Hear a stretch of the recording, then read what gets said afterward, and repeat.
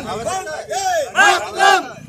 की है यही पुकार, गोपाल कृष्ण कदम की मार। जन जन की है यही पुकार, गोपाल कृष्ण की मार। नमस्कार दोस्तों, आप देख रहे हैं एएमबी लाइव और मैं आपको दिखा रहा हूं कस्बा जहांगीरपुर से। जैसा कि आज यहां गोपाल की चौपाल के माध्यम से आज यहां एक प्रोग्राम का आयोजन किया गया और इस पे गोपाल कृष्ण अग्रवाल जी पहुंचे, भाजपा राष्ट्रीय प्रवक्ता महोदय जी। जैसा कि जनता को काफी जानकारियां दी और पार्टी के जो आगामी जो योजनाएं उनके बारे में भी काफी योजना के बारे में जानकारी दी और कस्बा जहांगीरपुर को क्या कुछ सौगातें मिलने जा रही हैं। दोस्तों बने रहे हमारे चैनल एएमबी लाइव के साथ। मैं भानुप्रकाश शर्मा सहयोगी ठाकुर बसंत जी के साथ देखते रहे क्या कुछ कहा गोपाल कृष्ण अग्रवाल जी ने।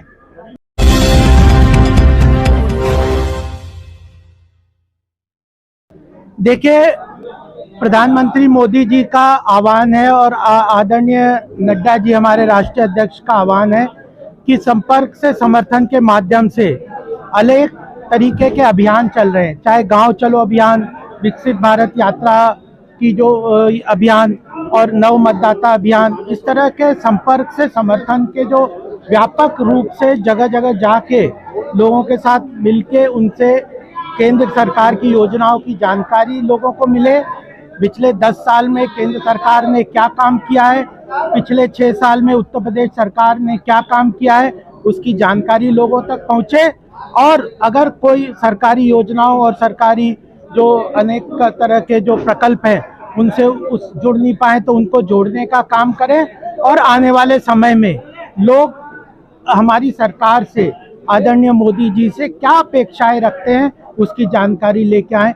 तो यह एक तरीके से संपर्क, जनसंपर्क का कार्यक्रम है। और साथ में जो हमने गौतम बुद्ध नगर में लगभग 10-11 वर्षों से अनेक क्षेत्रों में घूमते हुए काम किया है, उनसे कई तरह की समस्याओं के बारे में जानकारी प्राप्त की है, उसके समाधान के बारे में क्या रास्ता है उसकी जानकारी प्राप्त की है और साथ में उनमें से क्या आने वाले समय में हम इस क्षेत्र के विकास के लिए काम करना चाहते हैं या करते हैं, करने के लिए तैयार है, उनको एक संकल्प पत्र के माध्यम से हम यहाँ पे विमोचन करते हुए जनता के साथ चर्चा और संवाद करने के लिए यहाँ आए हैं।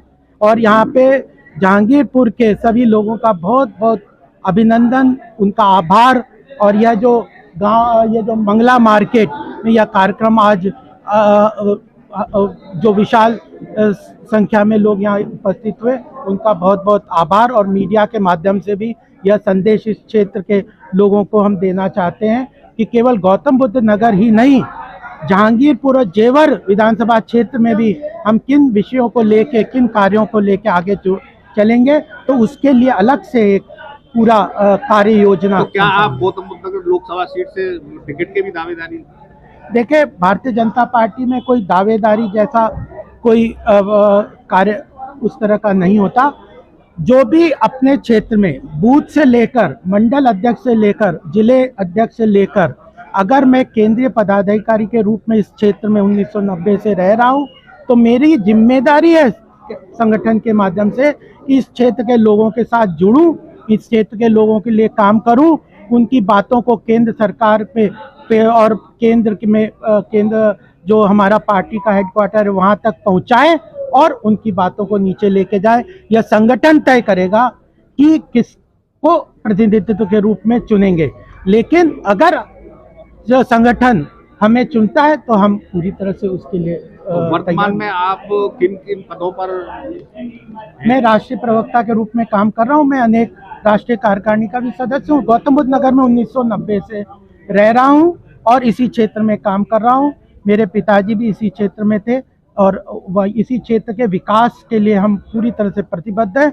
और मुझे तो स्पष्ट लगता है, जो मुझे लगभग 23-24 साल हो गए राजनीतिक क्षेत्र में, इसी क्षेत्र में रहते हुए, काम करते हुए, कि गौतम बुद्ध नगर में अपार संभावनाएं, इतनी संभावनाएं हैं कि यह केवल गौतम बुद्ध नगर का ही विकास नहीं होगा, बल्कि अब यह जेवर एयरपोर्ट बन रहा है, इंफ्रास्ट्रक्चर बन रहा है, एक्सप्रेसवे, पेरिफेरल रोड्स, जो मल्टी नोडल ट्रांसपोर्टेशन हब है, जो डिफेंस कॉरिडोर है, फ्रेट कॉरिडोर है, ऐसे अनेकों शिक्षा की संस्थाएं, उन सबको आगे लेके इसकी अनेक संभावनाओं को पूरा करने के लिए एक प्रतिबद्ध और एक मजबूत विल पावर के साथ काम करेंगे तो यह उत्तर प्रदेश के विकास और भारत के विकास की नई गाथा लिखने की इसकी क्षमता है, उसको पूरा करने में हम सफल होंगे। जहांगीरपुर क्षेत्र को आप क्या सौगात देने वाले हैं अगर जनता ने आपको आशीर्वाद दिया तो? देखिए, इसमें पूरा इस पेज पे मैंने पूरा लिखा हुआ है कि जहांगीरपुर के क्षेत्र में जेवर विधानसभा के अनुसार लिखा हुआ है।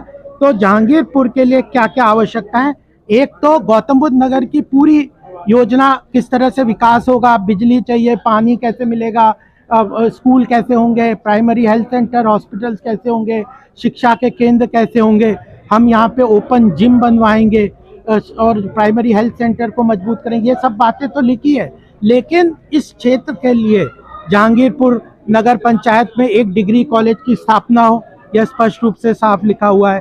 फिर जहांगीरपुर के लिए जो गाँव स्वच्छता के लिए अनेक काम है। डिग्री कॉलेज की घोषणा हो गई, इस पे काम कब से चालू करेगी सरकार? देखिए, ये तो सरकार के जब होगा प्रतिनिधित्व के रूप में जब होगा तब आगे बताएं। हम प्रतिबद्धता के साथ आगे चल रहे हैं कि इस काम को लेंगे और जरूर अपने, जब मोदी गारंटी है तो मोदी गारंटी अगर ये है कि 5 साल में भारत की अर्थव्यवस्था को 5वीं स्थान से लेके पायदान से लेके 3रे स्थान पे पहुंचा देंगे, तो गौतम बुद्ध नगर का विकास हुए बगैर, जहांगीरपुर का विकास हुए बगैर क्या भारत तीसरी बड़ी अर्थव्यवस्था बन सकता है? क्या सर, किसानों के लिए क्या कुछ सरकार सौगात देने जा रही है?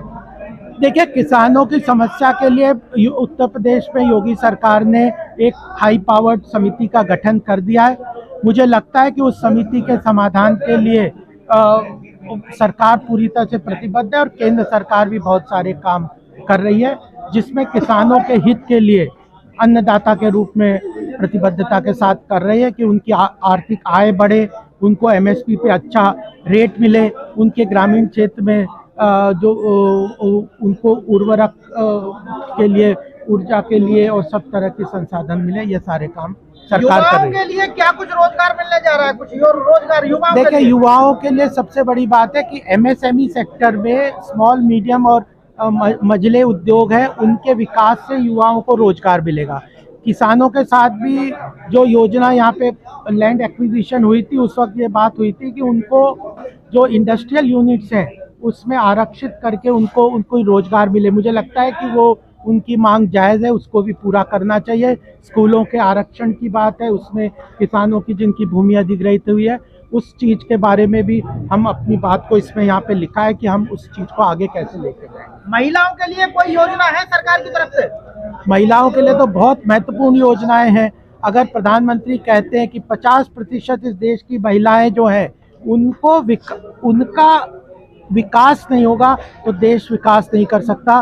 तो अगर पिछले 10 साल की हमारी केंद्र सरकार की योजनाओं में देखेंगे, चाहे बेटी बचाओ बेटी पढ़ाओ की योजना हो, चाहे उज्ज्वला योजना हो, चाहे जो आयुष्मान भारत के अंदर जो महिलाओं को सशक्त करने की बात हो, सेल्फ हेल्प ग्रुप की बात हो, और साथ में जो प्रधानमंत्री आवास योजना में 30% जो मकान, लगभग 4 करोड़ मकान प्रधानमंत्री आवास योजना के अंतर्गत मिल चुके हैं, उसमें से 30% मकान महिलाओं के नाम पे ही रजिस्टर्ड है। और अभी नारी वंदन अधिनियम लेके आए कि उनको राजनीतिक भागीदारी में सुनिश्चित किया जाए, 30% का उनका आरक्षण दिया जाए राजनीतिक प्रतिनिधित्व के रूप में। अभी भी जनता के कुछ आयुष्मान कार्ड नहीं बन पाए, तो वो किस प्रक्रिया से बन पाएंगे? देखिए, सरकारी योजनाओं में केंद्र सरकार ने और प्रदेश सरकार ने विकसित भारत संकल्प यात्रा निकाली है और उसका उद्देश्य यही है कि अगर सरकारी योजनाओं से कोई पक्ष या कोई वर्ग या कुछ लोग वंचित रह गए किसी कारणों से, तो उनको जोड़ना है। और उसी प्रधानमंत्री के उद्देश्य को पूरा करने के लिए हमने अपने गौतम बुद्ध नगर में, केंद्र सरकार अपने क्षेत्र में काम कर रही है, प्रदेश अपने क्षेत्र में काम कर रही है, हम गौतम बुद्ध नगर में काम कर रहे हैं, नमो सेवा केंद्र बनाए हैं। और जेवर में भी एक नमो सेवा केंद्र है कि सरकारी योजनाओं की लोगों को निःशुल्क जानकारी मिल जाए, उस जानकारी के बाद उनको कौन से फॉर्म भरने हैं वो भर दिए जाएं, उन फॉर्म्स को कहाँ जमा कर दिया जाए और उसके बाद उसको फॉलोअप करके उन योजनाओं से लोगों को जोड़ा जाए। और प्रधानमंत्री जी ने ये आश्वासन दिया है, वित्त मंत्री जी ने दिया है कि हम 100% जो एलिजिबल है, जो योग्यता रखता है किसी सरकारी योजनाओं के लाभ का, तो उसको उस योजना का लाभ दिलाने के लिए हम संकल्पित हैं, प्रतिबद्ध हैं। उसी उद्देश्य को गौतम बुद्ध नगर और जेवर क्षेत्र में पूरा करने के लिए हमने नमो सेवा केंद्र खोला। क्या उपभोक्ता को नमो सेवा केंद्र में किसी प्रकार का शुल्क भी जमा करना होगा? नहीं, वो निशुल्क है, बिल पूरी तरह से निशुल्क सेवा है और उनको पूरी तरह से हैंड होल्डिंग करते हुए सरकारी योजनाओं के साथ हम जोड़ेंगे। कोई उन्हें कुछ भी पैसा देने की जरूरत नहीं। धन्यवाद।